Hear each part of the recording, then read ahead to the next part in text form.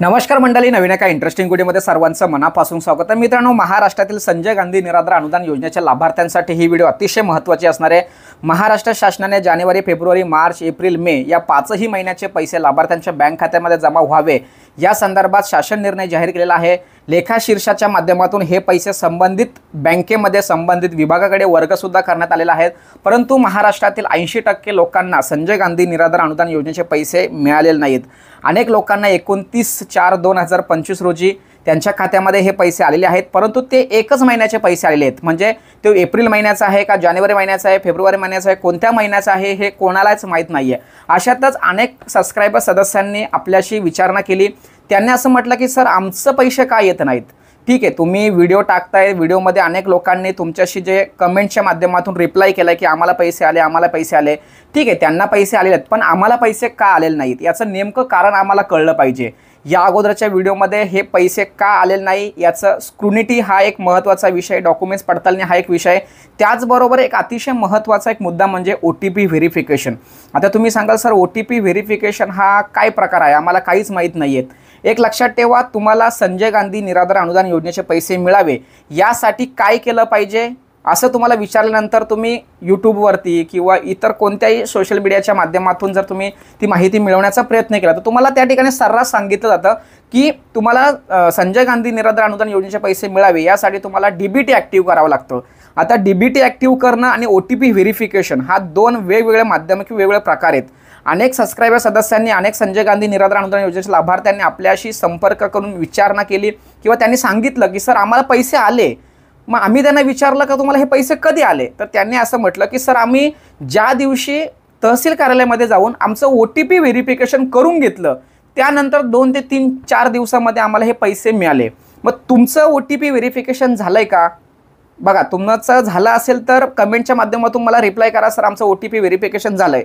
आणि जर OTP verification जर झालं नसेल किंवा OTP व्हेरिफिकेशन म्हणजे काय हे जर माहीत नसेल तर तुमच्यासाठी ही व्हिडिओ अतिशय महत्त्वाची असणार आहे। एक लक्षात ठेवा, संजय गांधी निराधार अनुदान योजनेचे पैसे तुम्हाला मिळावे यासाठी मॅन्डेटरी गोष्ट म्हणजे तुमचं DBT ॲक्टिव्ह, आधार कार्डला बँकेचं अकाउंट लिंक करणं, त्याचबरोबर 100% एक महत्त्वाची बाजू म्हणजे तुमचं OTP व्हेरिफिकेशन होणं खूप गरजेचं आहे। आता OTP व्हेरिफिकेशन होतं कुठं? तर OTP व्हेरिफिकेशन हे तहसील कार्यालयामध्ये होतं। कोणत्याही तालुक्यातील तहसील कार्यालयामध्ये तुम्ही जर गेलात तर त्या ठिकाणी संजय गांधी निराधार अनुदान योजनेवरती काम करणारी एक समिती असते आणि ह्या समितीला महाराष्ट्र शासनाकडूनच मान्यता मिळाली असते। त्याचा त्यांना पगार मिळतो हा भाग वेगळा, पण ती जी समिती असते, तो जो ग्रुप असतो, त्या ग्रुपला हे सर्व कामं दिलेली आहेत। मग आपल्याला काय करायचं आहे? आपल्याला त्या तहसील कार्यालयामध्ये जायचं आहे आणि त्या ठिकाणी संजय गांधी निराधार अनुदान योजनेचा जो टेबल आहे, संबंधित अधिकारी, संबंधित कर्मचारी असेल त्याला भेटायचं आहे आणि त्याने सांगायचं आहे की सर, आमचं संजय गांधी निराधार अनुदान योजनेचं OTP व्हेरिफिकेशन करायचं आहे।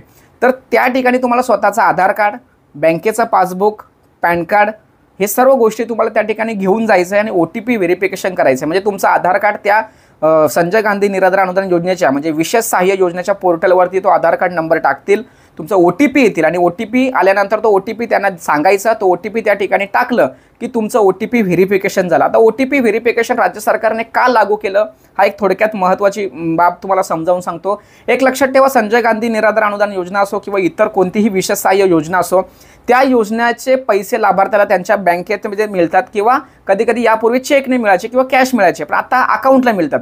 परंतु एखादी व्यक्ती जर मयत झाली असेल आणि तरीसुद्धा ती व्यक्ती जर त्या संजय गांधी निराधार अनुदान योजनेचे लाभ घेत असेल तर ते चुकीचं आहे। महाराष्ट्रामध्ये अनेक असे काही विभाग आहेत, तालुके आहेत, गाव आहेत का त्या ठिकाणी तो व्यक्ती 1-2 वर्षापूर्वीच मयत झाला आहे, परंतु तरीसुद्धा त्या व्यक्तीचे पैसे संबंधित कुटुंब खात आहे। त्यामुळे अतिरिक्त आर्थिक बोजा राज्य सरकारच्या डोक्यावरती चढतो। ज्यावेळेस आपण हे सगळ्या गोष्टी स्क्रुनिटीमध्ये आपण येतो किंवा डॉक्युमेंट्स पडताळणी होते किंवा व्हेरिफिकेशन होतं त्यावेळेस तो व्यक्ती हयातच नसतो असं दिसतं। मग अशा परिस्थितीमध्ये राज्य सरकारने काय केलं आहे, ती व्यक्ती जिवंत आहे किंवा नाही यासाठी OTP व्हेरिफिकेशन हा सिस्टम लागू केला। काही ठिकाणी OTP व्हेरिफिकेशन असतो, काही तालुक्यांमध्ये बायोमेट्रिकच्या पद्धतीने थंब घेतला जातो, म्हणजे ही व्यक्ती संजय गांधी निराधार अनुदान योजनेची लाभार्थी आहे किंवा हीच व्यक्ती असं क्रॉस व्हेरिफिकेशन करता, एक तर OTPच्या माध्यमातून किंवा थंबच्या माध्यमातून हे व्हेरिफिकेशन होतं।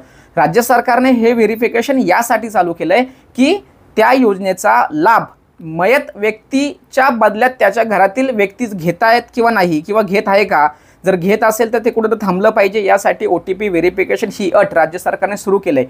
त्यामुळे तुम्हाला काय करायचं आहे, तुम्हाला फक्त तहसील कार्यालयामध्ये जायचं आहे आणि आधार कार्डच्या माध्यमातून तुमचं OTP व्हेरिफिकेशन करून घ्यायचं आहे। 100% तुम्हाला पैसे येतील OTP व्हेरिफिकेशन जर केलं तर। काही लोकांचं असंही म्हणणं असेल, सर आम्ही OTP व्हेरिफिकेशन केलं तरीसुद्धा पैसे आलेले नाहीत। एक लक्षात ठेवा, पैसे 100% येत आहेत। आजसुद्धा काही लोकांनी आपल्याशी कमेंट्स केलं की सर आम्हाला सुद्धा पैसे आज आलेत। एक लक्षात ठेवा, 29 तारखेपासून सर्वांना पैसे येत आहेत। ते कोणत्या महिन्याचे पैसे येत आहेत याविषयी आपण सुद्धा माहिती घेतोय, कारण मेसेजमध्ये कोणत्या प्रकारचा महिना येत नाही यावर्षी। आत्ता महिना येत नाही, यापूर्वी महिना येत होता की या महिन्याचे पैसे, त्या महिन्याचे पैसे, परंतु आता तो महिना किंवा कोणत्या महिन्याचे हे समजत नाही।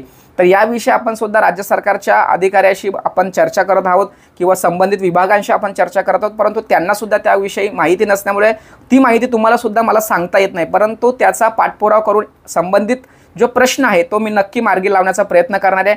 अशा पद्धतीने मित्रांनो, संजय गांधी निराधार अनुदान योजनेचा लाभ तुम्हाला घ्यायचा असेल तर तुम्हाला कोणकोणत्या स्टेपमधून जायचं आहे। सर्वात महत्त्वाचा, आधार DBT ॲक्टिव्ह करणं हा महत्त्वाचा विषय।